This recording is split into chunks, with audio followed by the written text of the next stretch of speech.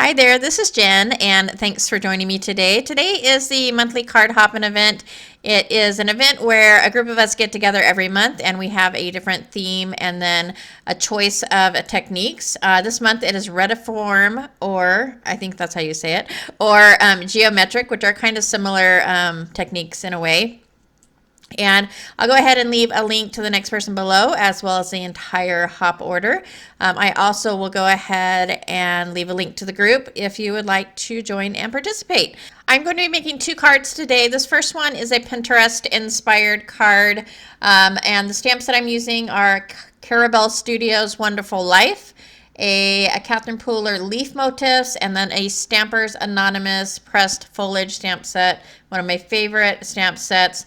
The theme for this month is fall, and so I'm using a bunch of greenery on both of my cards today.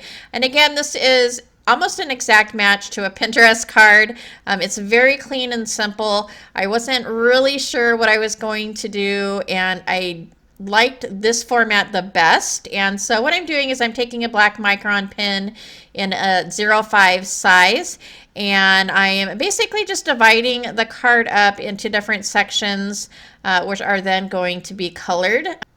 And retiform means reticular or net-like, which could basically mean a grid across the card. And so that is kind of what I'm doing. I think you can, it's also used in medical terms, but apparently this is a fairly old card technique. I have never done it before, and so that is why I went ahead and kind of did my Pinterest search. And I really loved this style. If you search for Retiform cards on Pinterest, this is going to be one of the first ones that pop up. I really love the clean and simple look of it. And so after I've got all of my sticky notes, or all of my lines drawn, I'm going to start masking off the first area that I'm going to color. And I am using mustard seed, wild honey, and then aged mahogany on this card. And so I've masked off, and when I mask off, I am making sure to go right along that black line. I don't want any little bit of white space on either side of it. And so I'm just going to go ahead and kind of follow that process, masking off and then blending that color in that little square.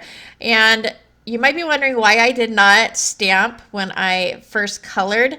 And the main reason I didn't is because I'm using a VersaFine, a black pigment ink, which is stays wet for a very long time, and I feel like even when I dry it with my heat tool, it still is wet. And so I didn't want to stamp. I didn't want to ink blend and then stamp and then blend my ink and then have that, you know, the pigment ink smeared into my other boxes. And so that's why I waited until after all my ink blending was done before I started stamping. But basically you're just going to mask off around the lines that you drew, and then use whatever ink you want to. You can even heat emboss these areas, which would look kind of nice if you had maybe like one heat embossed and then the others like black or something like that. But that's pretty much it for the first card. I went ahead and I stamped the sentiment on the bottom. That sentiment is from the Carabelle Studios stamp set, Wonderful Life.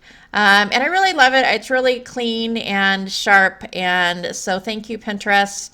I do not remember the person that posted that card, but like I said, if you search for it, it's definitely there. This next card is all my own, and so I went ahead and thought I'd try something a little bit different on this one. And the stamps that I'm using are these Fun Stampers Journey Color Me Happy stamp set, along with a Dylusions stamp set that I don't know the name of, and then this really beautiful Dare to be Artsy stamp set called Tangle Leaves. And I'm going to be doing some sprays instead of inks for this card. And the way that I'm going to do that is going to be super easy. Is I'm going to cut the card up before I even do anything. And if you're going to do this, my suggestion would be if you're going to leave a little bit of space between each section, my suggestion would be to cut the card first, smaller than 4 1/4 by 5 1/2. So instead of 4 1/4 by 5 1/2, cut it maybe 1/8 of an inch smaller around both sides, so that you don't have to cut the individual pieces like I did. So I learned that kind of the hard way, but just so you know, if you do want to do that, then I would definitely make that cut first before making all of the individual cuts. And I numbered the back of these so that I could remember where they were. I mean, it's not that difficult, but knowing me, I probably would have messed it up somehow. So I went ahead and I numbered the back of them just to make sure that I could put them back in place. And so basically all I'm doing is I am taking my distress sprays and coloring each of those little pieces that I have cut. The colors that I'm using are combinations. So I'm using Mowed Lawn with Twisted Citron, Scattered Straw with Squeezed Lemonade, Picked Raspberry with Candied Apple and Abandoned Coral. And then I also go in with the Carved Pumpkin, which I believe is this color. And then one of my favorite purple colors is the Seedless Preserves, and I'm going to use that one as well. And so basically I'm just going ahead and taking my little squares, spraying them down, spritzing them with water, and then I end up kind of blotting them off a little bit so that the color is not so solid on the panel. And once I'm done spraying them, I'm setting them off to the side on a paper towel so that they can dry. And I'm going to go ahead and fit these all together to form what's going to be my card panel. And then I went and picked my kids up from school, and so it sat and dried for a little bit. And then I'm going to move on with the stamping. For both of these cards, I picked my stamp sets out first and then determined how I was going to lay my grid out. But I think you can do it either way. You can use small grids or big grids. I wanted to use bigger grids because I wanted more of the image of the stamps to be seen. But if you use smaller grids, I think it would be really beautiful as well.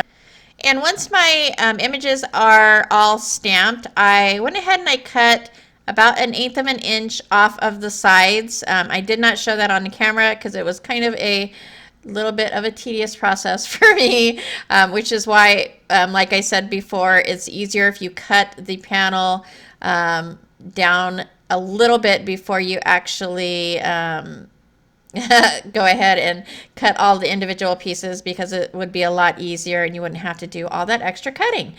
So I went ahead and I laid my pieces out on a 4 1/4 by 5 1/2 piece of cardstock, and then I am using the handy dandy press and seal, and then I'm adding my adhesive, and then I'm going to go ahead and slide that 4 1/4 by 5 1/2 piece of white cardstock underneath and flip my press and seal over. And if you don't know what press and seal is, it's actually a kitchen item, and it's slightly tacky, so it's perfect for arranging items and then picking them up and then adding your adhesive and then gluing them back down. So it's a really fabulous product to use in the craft room. I had one piece that I wanted to move over a little bit, so I tried very carefully to kind of pull that up and move that over. But that's basically going to be the panel. I'm going to go ahead and grab a sentiment that says thanks. This is actually a Spellbinder set, and it's called Yana's Layered Script Sentiments. And so basically I just stacked it. I have a piece of white cardstock as well as black because I wasn't sure if I wanted white or black to be the shadow. But I think the black stands out a lot better on all the colors in my background. And so I went ahead and I stacked those two and adhered with adhesive.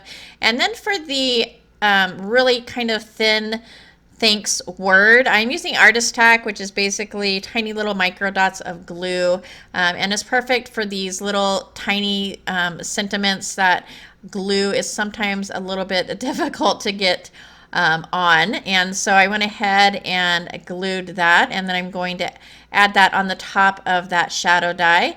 And then I took a piece of vellum and folded it around the right hand side of the card, and I'm taping it to the back, and then I will add some adhesive to my word, my die cut word, and then add that on top of the vellum.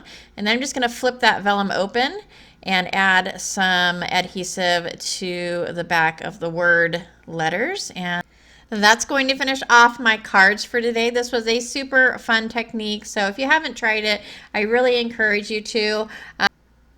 Be sure to stop by the other participants in the hop for lots more ideas on how to create some Retiform or geometric cards. That is it for me, though. I hope you enjoyed. If you did like this video or find it informative, please go ahead and give me a thumbs up.